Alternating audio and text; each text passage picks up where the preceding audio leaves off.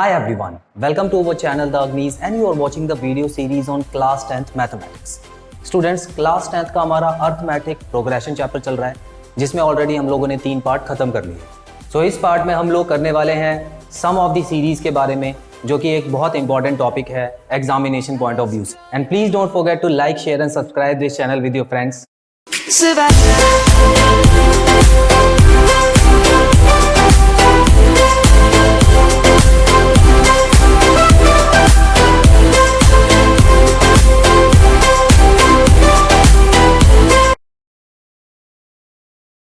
चलिए स्टूडेंट, सबसे पहले मैं आपको कुछ इंपॉर्टेंट पॉइंट समझा देता हूं इस एक्सरसाइज से रिलेटेड। यहां पर आप ध्यान से देख सकते हैं, this exercise is based on some of n terms of an AP. Students देखिए, अभी तक हम लोगों ने जो भी एक्सरसाइज की है, जो भी क्वेश्चन किए हैं, उसमें हमको एक एपी दिया होता था और हमसे पूछा होता था कि इसके आगे की कोई भी टर्म निकालिए। तो उसके लिए जो फॉर्मूला था वो हमको पता ही है, an is equal to a plus n minus 1d। ये फॉर्मूला हम लोगों ने पहले के पार्ट्स में किया हुआ है। इस पार्ट में पूछा जाएगा आपसे कि आप सम निकालिए। जो भी आपको एपी दिया होगा उसके कुछ टर्म्स का सम निकालना होगा इस बार आपको। अब जैसे कि मान लीजिए एक एपी गिवन है 3, 6, 9, 12 एंड सो ऑन। तो इसमें आपसे पूछेंगे कि इसमें पहले 30 संख्या का या पहले 40 संख्या का या 100 संख्या का सम निकालिए। सम वर्ड इसलिए इंपॉर्टेंट है, मैंने यहाँ पे मार्क भी किया हुआ है, क्योंकि इस एक्सरसाइज में टोटली सम का काम है। इसमें हमको चीज़ों को जोड़ना होगा, सारे नंबर्स को जोड़ के देखना होगा। ओके स्टूडेंट्स, तो ये सम वाले जो क्वेश्चन है, इसके लिए जो फॉर्मूले का नाम दिया गया है वो है एसएन।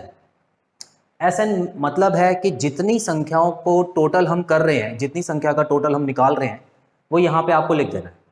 मान लीजिए कि अगर आप पहली 10 संख्याओं को जोड़ रहे हैं तो यहाँ पे S10 आ जाएगा, और अगर पहली 40 संख्याओं को जोड़ रहे हैं तो S40 आ जाएगा। ओके, तो ये S मतलब सम है। फॉर्मूला देखिए स्टूडेंट्स, n/2 ब्रैकेट में 2a plus n minus 1d। सारी चीज़ आपको पता है। देखिए a का मतलब आपको पता है कि पहला टर्म होता है, उसके बाद n का मतलब भी आपको पता है, जितनी संख्या क्वेश्चन में दी होती हैं वो n की जगह आपको पुट कर देनी होती है। d का मतलब है कॉमन डिफरेंस। ओके, यहाँ पर एक चीज़ नोट करने वाली और है कि इसी फॉर्मूला से एक और फॉर्मूला निकलता है। देखते हैं कैसे निकलेगा। देखिए स्टूडेंट्स, अगर मैं इस फॉर्मूले को थोड़ा सा और खोल के लिखूं तो मैं क्या 2a को a प्लस a लिख सकता हूं? बिल्कुल ठीक है। और बाकी को अगर मैं एज इट इज कॉपी कर दूं तो यहाँ पे आप देख सकते हैं कि इसी फॉर्मूला में एक जाना पहचाना फॉर्मूला मिल रहा है हमको, a plus n minus 1d। तो बताइए कौन सा फॉर्मूला था? दिमाग पे जोर डालिए। देखिए स्टूडेंट्स, ये वाला जो फॉर्मूला था ये था an का फॉर्मूला। an जो कि होती है लास्ट संख्या, जो भी हमसे पूछी होती है। ठीक है, तो यहाँ पर आप देख सकते हैं कि n/2 एज इट इज मैंने उतार दिया है, उसके बाद a जो था वो भी लिख दिया है, और यहाँ पर फॉर्मूले के अकॉर्डिंग मैंने an लिख दिया है। और an आपको पता होना चाहिए, ये होती है लास्ट संख्या, आखिरी संख्या जो होती है। तो यहाँ पर इस एक्सरसाइज में एक और फॉर्मूला दिया गया है जो कि है a प्लस एल, जहाँ पे l को बोला गया है last term of AP, last term of AP. तो स्टूडेंट्स, आई होप ये क्लियर है। मैंने आपको ये फॉर्मूला इसलिए बताया है क्योंकि कुछ क्वेश्चंस में लास्ट टर्म दिया होगा एपी का, तो आपको उस टाइम ये वाला फॉर्मूला याद रखना है और ये वाला फॉर्मूला ही लगाना है, तो उससे आंसर आएगा। तो आई होप स्टूडेंट्स ये इंपॉर्टेंट पॉइंट्स आपको बहुत अच्छी तरह समझ आ गए हैं। कुछ क्वेश्चंस की तरफ बढ़ते हैं जिससे आपका कंसेप्ट क्लियर हो जाएगा। बेसिक क्वेश्चन से शुरू करते हैं। इस क्वेश्चन में आपको एक एपी दिया है, आप देख सकते हैं यहाँ पर, find the sum of first 22 terms of the AP, और एपी आपको गिवन है।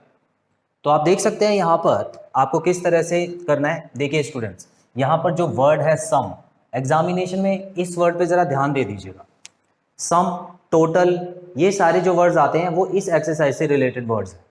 ठीक है, तो चलिए अब हम करते हैं। आपको ये बात पता है कि जो फॉर्मूला है वो है Sn is equal to n/2 और ब्रैकेट में 2a plus n minus 1d। आप लोग इस फॉर्मूले को बहुत अच्छी तरह जानते हैं। ठीक है, अब हम देखते हैं कौन कौन सी वैल्यूज क्वेश्चन में गिवन है। स्टूडेंट्स देखिए, यहाँ पर जो 22 टर्म्स दी हुई हैं, आपको पता है कि टर्म्स जो भी होती हैं, चाहे वो 10 हो 22 हो, ये n की वैल्यू दी होती है। तो क्वेश्चन में आपको n की वैल्यू दी हुई है 22।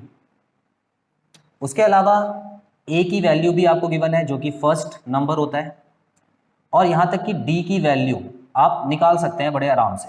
d की जो वैल्यू होती है वो होती है a2 माइनस a1। आपको पता है कि a2 क्या है, इसमें 3 है, और इसमें अगर मैं a1 को माइनस कर दूं तो मेरा जो d आ रहा है वो आ रहा है नेगेटिव में -5। ठीक है, आगे बढ़ते हैं। अब फॉर्मूले में जो भी वैल्यूज दी गई हैं उसको हम पुट कर लेते हैं। सो हम यहाँ पर S22 is equal to 22/2 bracket में 2, a की वैल्यू जो है वो है 8 प्लस n की वैल्यू है 22 -1, d की जो वैल्यू दी गई है वो है -5। ठीक है, ये सारी वैल्यूज मैंने पुट कर दी हैं। अब जल्दी से इसको कैसे सॉल्व करते हैं देख लेते हैं। देखिए स्टूडेंट्स, 2 और 22 को तो यहीं पे काट दीजिए और यहाँ पे लिख दीजिए 11। अब आपको पता है 2 × 8 होता है 16, प्लस यहाँ पर हमको एक स्टेप करना पड़ेगा जो कि है 21। पहले मैंने इसको माइनस किया है, और इतना याद रखिएगा स्टूडेंट्स कि ये जो दो नंबर हैं मल्टीप्लाई में है, माइनस में नहीं है। ठीक है, तो अब आ जाता है 11, यहाँ पे आ गया 16, और जब 21 -5 से मल्टीप्लाई होगा तो आपका जो आंसर आएगा -105 आ जाएगा। आई होप ये आपको क्लियर है स्टूडेंट्स। ठीक है, अब देखते हैं। अब 16 में जब आप 105 माइनस करेंगे तो क्या आएगा स्टूडेंट्स, आएगा 89, वो भी माइनस में, -89। क्यों? क्योंकि जो बड़ा नंबर है वो माइनस में है और छोटा नंबर प्लस में, तो आंसर आपका -89 आएगा। उसके बाद अगर आप 11 को 89 से मल्टीप्लाई करते हैं तो -989 जो है वो आंसर आ गया। स्टूडेंट्स, ये हमने क्या निकाला है?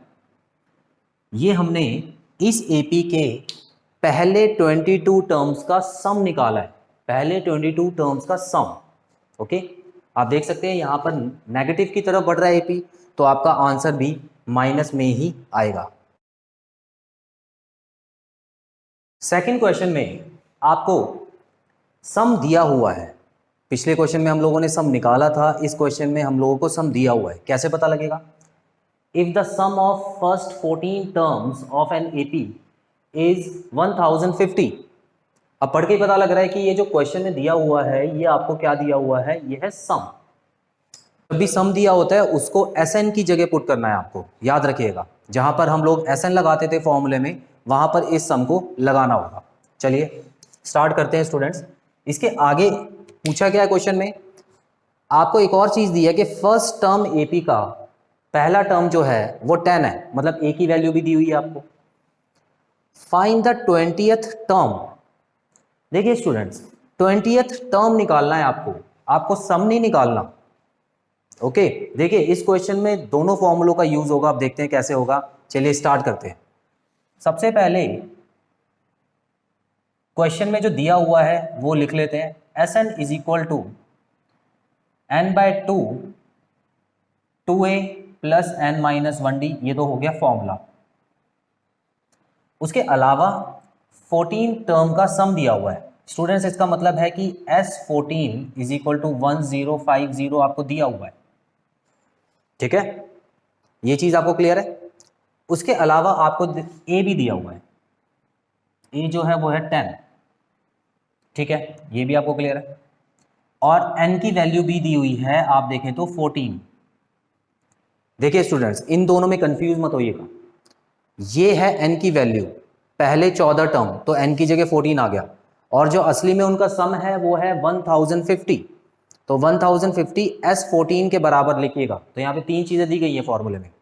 आपको क्या नहीं दिया हुआ स्टूडेंट्स? देखिए सारी चीजें तो हैं, बस डी नहीं है।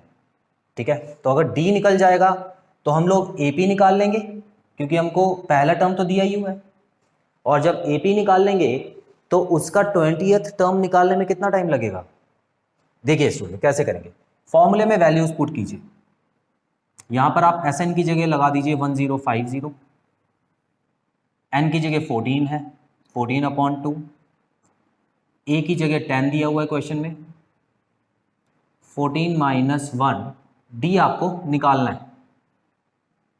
तो जल्दी जल्दी इसको सॉल्व करते हैं। ये आ गया हमारा 7 को वहाँ पे डिवाइड पे ले जाएंगे 1050 के साथ में, और बाकी यहाँ पर बचा 20 प्लस 13D।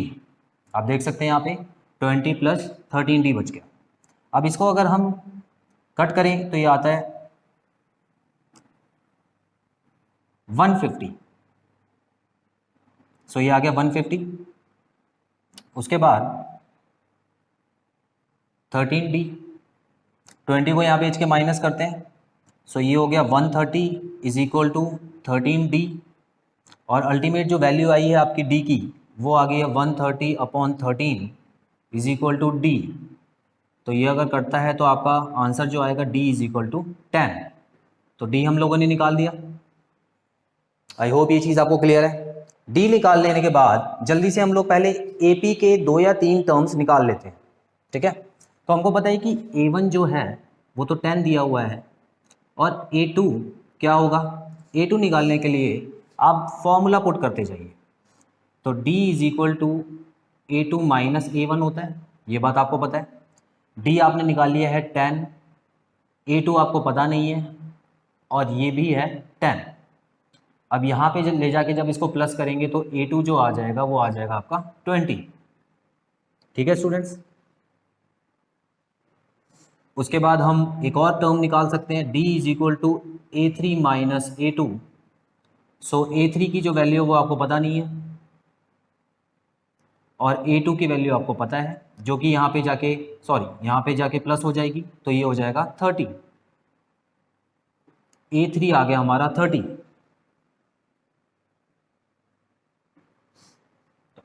तो यहाँ पे हमारा AP बन गया। ऑलराइट स्टूडेंट्स, आई होप आपको ये चीज़ क्लियर है। ठीक है, अब जब AP बन गया तो हमको क्या निकालना है, 20th टर्म। याद कीजिए 20th टर्म मतलब है इस बार आपको जो n दिया हुआ है वो है 20, और आपको निकालना क्या है, आपको निकालना है an, क्योंकि टर्म पूछी है, सम नहीं पूछा। ठीक है, तो इस बार an का फॉर्मूला हम लोग लगाएंगे, an is equal to a plus n minus 1d। यहाँ पर जो है वो n चेंज हो गया है, क्योंकि क्वेश्चन यहाँ पे एक खत्म हो चुका है, अगला क्वेश्चन यहाँ से शुरू हुआ है। तो n वही वाला मत पुट कर देना 14, यहाँ पे n की वैल्यू 20 है। ठीक है, तो यहाँ पर an निकालना है, a की जगह बिल्कुल सेम रहेगा 10, n है 20 माइनस 1, और d की वैल्यू भी अभी अभी हमने निकाली है जो कि है 10, d की वैल्यू 10 आ गई थी। इसको सॉल्व करने के बाद 10 प्लस 19, और यहाँ पे 10 आ गया, तो ये 10 प्लस 190 हो गया, जिसको 200 हम लोगों ने ऐड करके निकाल दिया। सो स्टूडेंट्स, इस AP के 20th टर्म की जो वैल्यू है वो होगी 200। सो स्टूडेंट्स देखिए, अगले क्वेश्चन में आपको क्या दिया हुआ है, यहां पर है find the sum of first 1000 positive integers. 1000 positive integers. Positive integers कहां से शुरू होते हैं, 1 से शुरू होते हैं, 1 2 3 4 5 6 एंड सो ऑन। इस तरह से पॉजिटिव इंटीजर्स स्टार्ट होते हैं। तो स्टूडेंट्स हम क्या करने वाले हैं, सबसे पहले आपको क्या पता लगाना है, सम पता लगाना है 1000 पॉजिटिव इंटीजर्स का। तो अगर मैं AP बनाना चाहूं तो बड़े आराम से बना सकता हूं। AP इसकी 1 से शुरू होगी, 1 2 3 4 डॉट डॉट डॉट। उसके बाद आप एक चीज देखिए स्टूडेंट्स, 1000 पॉजिटिव इंटीजर्स, तो जो आपको लास्ट टर्म दे रखी है वो 1000 है। ओके, लास्ट टर्म दी हुई है इसमें, लेकिन छुपा के दी है, तो आपको वो ढूंढनी पड़ेगी। ठीक है, अब क्वेश्चन में दिया क्या क्या है, A 1 है, और D हो गया A2 माइनस A1, जो कि होता है 2 माइनस 1। D भी हमारा 1 है, ये आपको पता लग गया। ठीक है, उसके अलावा अगर हम देखें स्टूडेंट्स, तो n की वैल्यू भी आपको दी गई है, और n की वैल्यू क्या है, 1000। अब यहाँ पर देखिए प्लेस वैल्यू और फेस वैल्यू दोनों साथ साथ चल रही हैं, तो 1000 जो है ये फेस वैल्यू दी है और इसकी प्लेस वैल्यू क्या होगी, कौन सी कुर्सी पे बैठा होगा, ये 1000 कुर्सी पे ही बैठा होगा, 1000th टर्म ही होगी ये। ठीक है, आई होप ये चीज़ क्लियर है आपको, इसीलिए मैंने n की जगह यहाँ पे 1000 ले लिया। चलिए आगे बढ़ते हैं। क्वेश्चन में Sn is equal to 1000 positive term. Students देखिए अभी इंट्रोडक्शन देते टाइम मैंने आपको दो फॉर्मूले के बारे में बताया था, तो जिसमें से पहला वाले फॉर्मूले का यूज तो आप सीख गए, लेकिन सेकंड वाला फॉर्मूला जो था जिसमें लास्ट टर्म दी होती थी उसका सम निकालना कितना आसान होता था। n/2 a प्लस l, ये वाला फॉर्मूला था स्टूडेंट्स।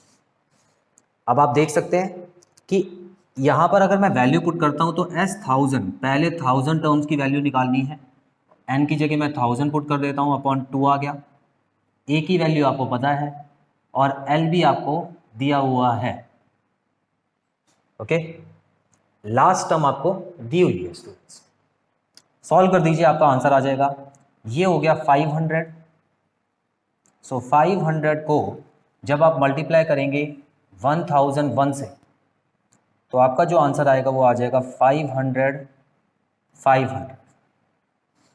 क्वेश्चन इजी था, बस इसमें आपको एक चीज देखनी थी कि लास्ट टर्म दी हुई है। नेक्स्ट क्वेश्चन कुछ अलग तरह का क्वेश्चन है, इसमें आपको एपी बनाने के लिए एक नई चीज दी हुई है, देखते हैं। लिखा हुआ है students, find the sum of first 24 terms of an AP. एक एपी के फर्स्ट 24 टर्म्स का सम निकालना है आपको। whose nth term is given by, जिसकी nth टर्म, nth मतलब होता है हर टर्म, जो भी आप n की वैल्यू लगाओगे, चाहे वो पहली टर्म है चाहे वो दूसरी टर्म है, तो पहली टर्म दूसरी टर्म कोई भी टर्म है इस फॉर्मूले के ऊपर बेस्ड है। कहने का क्या मतलब है स्टूडेंट्स, जब भी ऐसा कोई क्वेश्चन आता है जहां पे आपको एक इक्वेशन दी होती है, यहाँ पर an is equal to 3 + 2n दिया हुआ है, तो इसका मतलब क्या है कि आप AP बना सकते हो इस इक्वेशन को यूज करके।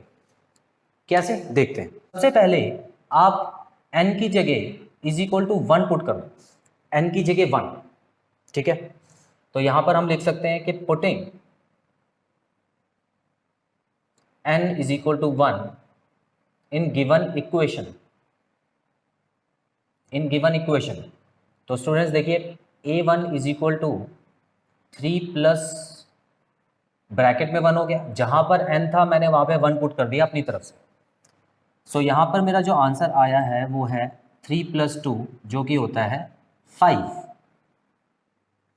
सो कहने का क्या मतलब है, मैंने a1 ऑलरेडी निकाल भी लिया है, पहली टर्म निकाल दी है मैंने। ठीक है, तो फर्स्ट टर्म अगर मैं लिखना चाहूं तो ये हो गई 5। उसके बाद अब मैं n की जगह 2 पुट कर देता हूं, तो जो फॉर्मूले में जहां पर भी n लिखा हुआ है वहां पर मैं 2 पुट कर देता हूं स्टूडेंट्स, तो ये होगा 3 + 4 is equal to 7। So second जो वैल्यू आ गई वो आ गई 7। उसके बाद मैं थर्ड वैल्यू निकाल लेता हूं, क्योंकि कम से कम 3 वैल्यू तो आपको चाहिए ही होगी, तो n इज इक्वल टू आप 3 पुट करेंगे, तो 2 ब्रैकेट में 3। ओके, सो ये आपका हो गया 3 + 6 इज इक्वल टू 9। तो तीसरी वैल्यू भी आपकी आ चुकी है। अब आपको समझ आ गया होगा कि किस तरह से एपी बनाना है। जब भी ऐसी इक्वेशन दी हो आपको ऐसे ही करना है, बिल्कुल सेम, पहला नंबर, दूसरा नंबर और तीसरा नंबर फाइंड आउट कर लेना है। अब एपी बनते ही क्या इसकी 24 टर्म्स का सम निकालना मुश्किल है? बिल्कुल मुश्किल नहीं है, जल्दी से निकाल देते हैं। अब आपको ये पता है कि जो फॉर्मूला है वो है Sn is equal to n/2 2a + n-1d। ठीक है, अब यहाँ जो वैल्यूज दी गई हैं एक बार लिख लेते हैं। a की वैल्यू तो हो गई 5 और d की value a2 - a1 is equal to 7 - 5 जो कि होती है 2। उसके अलावा आपको n की वैल्यू भी दी हुई है जो कि है 24 टर्म्स आपको निकालनी है, तो ये चीज़ आपको क्लियर है। सो सारी वैल्यूज अगर हम इस फॉर्मूले में पुट कर दें तो आंसर बड़ी आसानी से आ जाएगा। सो हम पुट करते हैं, ये हो गया एच 24 अपॉन 2 ए की वैल्यू है 5 प्लस 24 माइनस 1 और डी की वैल्यू है 2। ओके, आई होप ये चीज़ आपको क्लियर है। बहुत सिंपल तरीके से इसको सॉल्व करते हैं। ये आ गया आपका 12, सो 12 और ब्रैकेट में ये आ गया 10, 23 और ब्रैकेट में अभी 2 भी है। सो बिल्कुल सेम तरीके से 12, 10 प्लस 46। आई होप ये चीज़ क्लियर है। आगे बढ़ते हैं। 12, 46 प्लस 10 हो गया 56। 56 और 12 को हम लोग मल्टीप्लाई करते हैं, तो यहां पर जो आपका 672।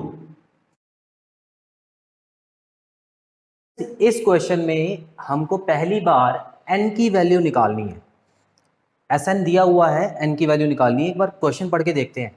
क्वेश्चन में दिया गया है how many terms of AP, एक एपी दिया हुआ है आपको, must be taken so that there sum is 78।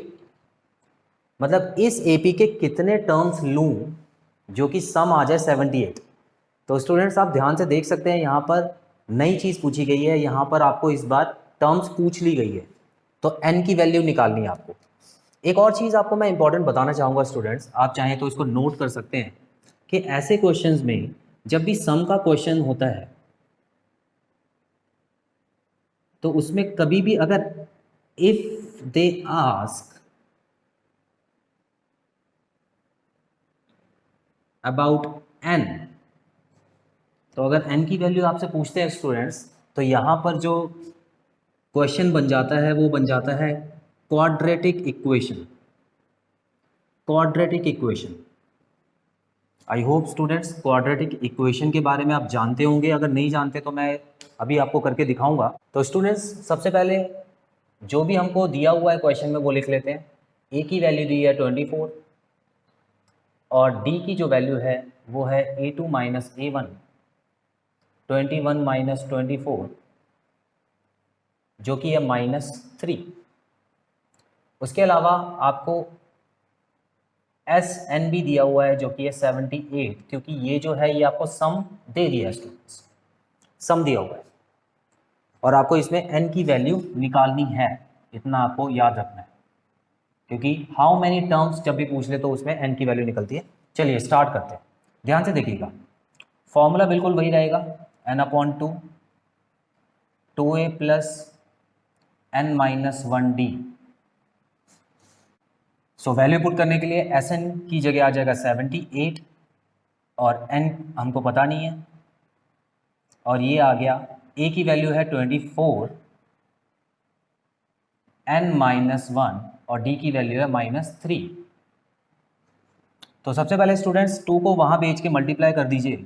तो 2 जब 78 से मल्टीप्लाई होगा तो आ जाएगा 156 और ये हो गया है 48। इन दोनों को मल्टीप्लाई करके 48 आ गया और इनको मल्टीप्लाई करके स्टूडेंट देखिए -3 जब n से मल्टीप्लाई होगा तो ये हो जाएगा -3n और ये दो नंबर माइनस के जब मल्टीप्लाई होंगे तो ये हो जाएगा +3।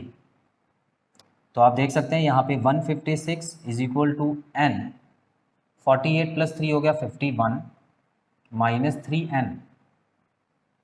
अब इस ब्रैकेट को जब हम खोलेंगे तो n दोनों से मल्टीप्लाई हो जाएगा, तो ये हो गया 156 is equal to 51n -3n का स्क्वायर।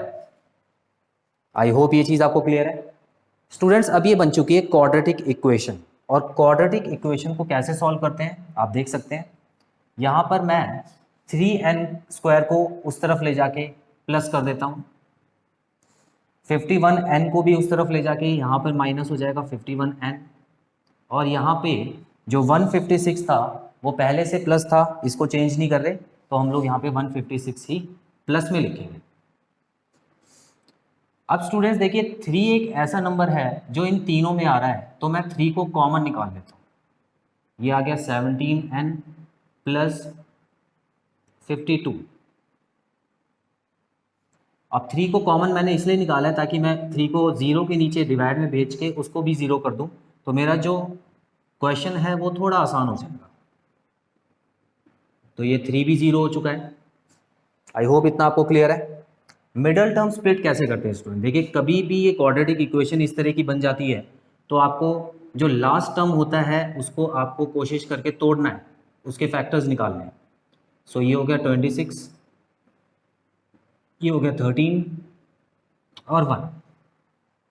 ठीक है, अब ये जो फैक्टर्स निकले हैं, ये 3 फैक्टर्स निकले हैं इसके, इनके 2 ग्रुप इस तरह से बनाने हैं कि उनको ऐड करके 17 आ जाए। तो देखिए, एक ग्रुप तो बन गया 2 इंटू 2 जो कि होता है 4, और दूसरे ग्रुप में तो 13 है ही। तो 4 और 13 क्या 17 बनता है?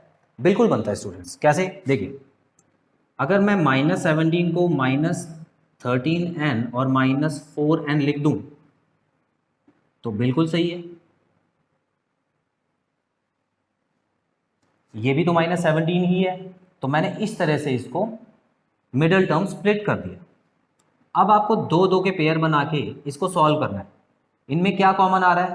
पहले 2 में n कॉमन आ रहा है, तो ये हो गया n-13, और इन दोनों में आ रहा है 4 कॉमन, -4 कॉमन आ रहा है, तो इसके पास बचा n, और ये प्लस में प्लस बदल जाएगा माइनस में, क्योंकि माइनस कॉमन ले लिया मैंने, और 4 से जब इसको डिवाइड करेंगे तो 13 आ जाएगा।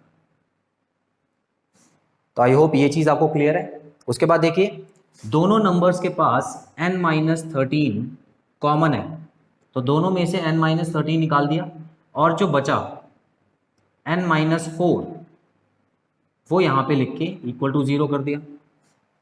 अब आगे कैसे सॉल्व करते हैं स्टूडेंट्स? देखिए, ध्यान से देखिएगा। अब मैं इसको भी इक्वल टू 0 कर देता हूँ और इसको भी इक्वल टू 0 कर देता हूँ। तो यहाँ पे मैं क्या लिखता हूँ? n-13 is equal to 0। तो एक वैल्यू जो आ गई मेरी n की वो आ गई +13, क्योंकि 13 वहाँ जाके ऐड हो जाएगा, और एक और वैल्यू आने वाली है मेरी n की, तो n ये 4 वहाँ जाके प्लस हो जाएगा, तो n इज इक्वल टू 4। तो स्टूडेंट्स देखिए,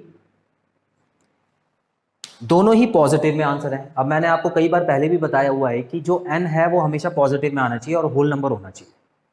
ओके, तो पॉजिटिव और होल नंबर होने का क्या मतलब है? यहाँ पर आप देख सकते हैं दोनों पॉजिटिव हैं, कोई भी नेगेटिव नहीं है, और दोनों होल नंबर भी है, फ्रैक्शन या डेसिमल में नहीं है।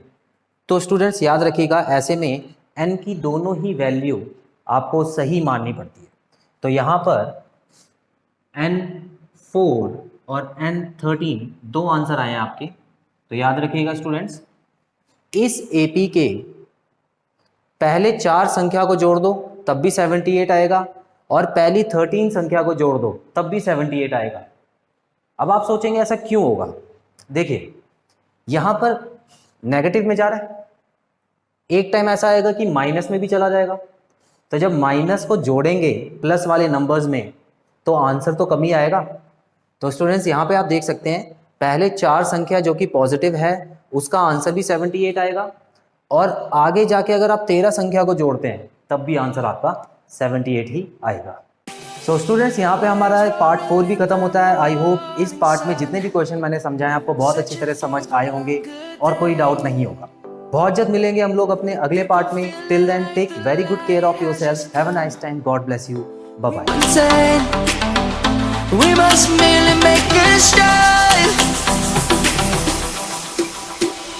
Savannah, I'm coming home. Savannah, well,